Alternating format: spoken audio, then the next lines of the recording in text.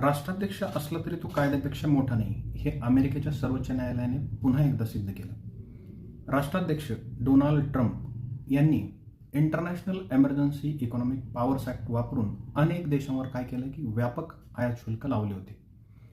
हा निर्णय आव्हान देण्यात आला आणि प्रकरण पोहोचले अमेरिकेच्या supreme court of the United स्टेटमध्ये. मुख्य न्यायमूर्ती जॉन रॉबर्ट यांनी 6-3 अशा बहुमताने स्पष्ट केलं की कर आणि शुल्क लावण्याचा अधिकार हा संसदेचा आहे. आपत्कालीन कायद्याचा विस्तार करून राष्ट्राध्यक्ष व्यापक व्यापार शुल्क अजिबात लावू शकत नाही. मोठ्या आर्थिक परिणामासाठी स्पष्ट संसदीय मान्यता आवश्यक असते. आता आपल्या भारतीय कायद्यानुसार जर तुलना केली तर भारतीय संविधान कलम 265 नुसार no tax shall be levied or collected except by authority of law, म्हणजेच कार्यकारिणी स्वतःहून कर लावू शकत नाही. हा निर्णय काय सांगतो? एमर्जन्सी पॉवर्स ज्या आहेत त्या अमर्याद नसतात आणि सत्ता विभाजन हे लोकशाहीचं हृदय आहे आणि संविधान हेच सर्वोच्च आहे, व्यक्ती नाही.